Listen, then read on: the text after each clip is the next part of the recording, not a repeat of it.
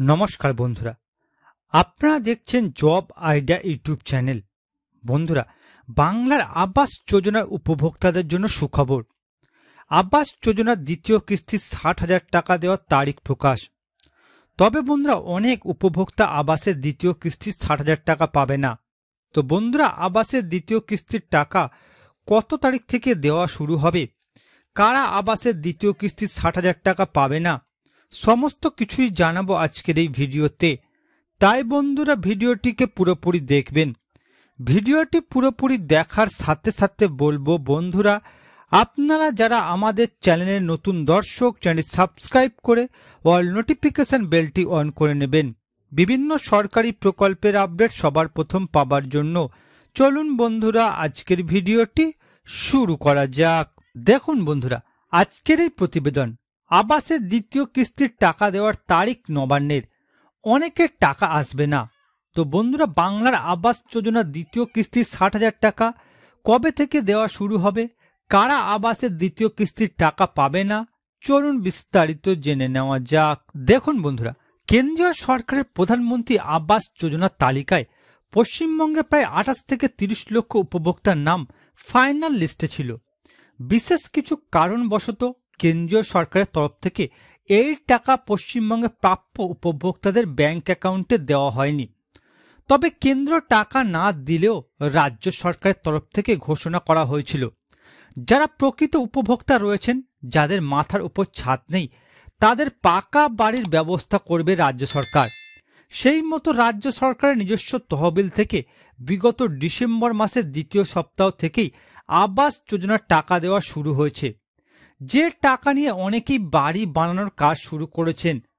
প্রথম কিস্তির ৬০,০০০ টাকা ১২ লক্ষ উপভোক্তার ব্যাংক অ্যাকাউন্টে ঢুকে গেছে, যাদের পরবর্তী কিস্তিতে টাকা দেওয়া হতে পারে।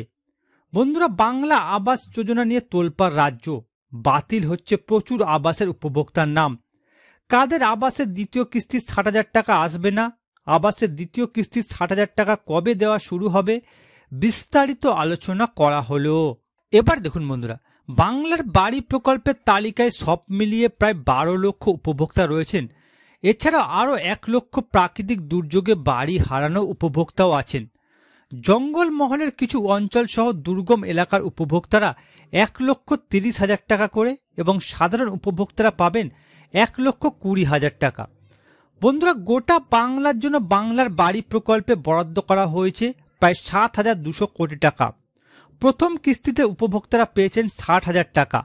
বাংলার বাড়ি প্রকল্পের নতুন নির্দেশিকা জারি করল পঞ্চায়েত ও গ্রাম উন্নয়ন দপ্তর। প্রথম কিস্তির টাকা হাতে পাওয়ার পরে দ্বিতীয় কিস্তির জন্য অপেক্ষা না করে যদি কোনো উপভোক্তা নিজেরাই বাড়ি তৈরির কাজ সম্পূর্ণ করতে চায়, তবে তার অনুমতি দেওয়া হবে। পঞ্চায়েত ও গ্রামায়ণ দপ্তরের তরফে প্রতিটি জেলা শাসকের কাছে এই মর্মে পাঠানো হয়েছে নির্দেশ। বাড়ির কাজ সম্পূর্ণ করার জন্য আগামী জুন মাসে তাদের দ্বিতীয় কিস্তির ৬০,০০০ টাকা পেতে কোনো অসুবিধা হবে না বলেও জানানো হয়েছে। অর্থাৎ বন্ধুরা, আপনারা যারা বাংলা আবাস যোজনা ৬০,০০০ টাকা পেয়েছেন, যারা যারা বাড়ির কাজ শুরু করে দিয়েছেন, তারা যদি নিজেদের টাকা দিয়ে বাড়ির কাজ সম্পূর্ণ করেন, তাহলেও তাদের বাংলার আবাস যোজনা দ্বিতীয় কিস্তির টাকা এসে যাবে, এমনটাই নির্দেশিকা জারি করেছে রাজ্যের পঞ্চায়েত দপ্তর। বন্ধুরা, বাংলার আবাস যোজনার দ্বিতীয় কিস্তির টাকা কবে থেকে দেওয়া হবে এ বিষয়ে জানা গিয়েছে। জুন মাস থেকে বাংলার আবাস যোজনার উপভোক্তাদের দ্বিতীয় কিস্তির ৬০,০০০ টাকা দেওয়া শুরু হবে। এবার দেখুন বন্ধুরা, বাংলা আবাস যোজনার দ্বিতীয় কিস্তির টাকা কারা পাবে না। সবার প্রথম বলা হয়েছে আবাস যোজনার উপভোক্তা লিস্টে নাম থাকায় প্রথম কিস্তির ৬০,০০০ টাকা পেয়েছেন বাড়ি তৈরি করার জন্য। কিন্তু সার্ভেতে গিয়ে আধিকারিকরা দেখতে পাচ্ছেন সেই উপভোক্তা বাড়ি না তৈরি করে আবাস যোজনার টাকা দিয়ে নিজের বাড়ির মেঝে ঢালাই করেছেন।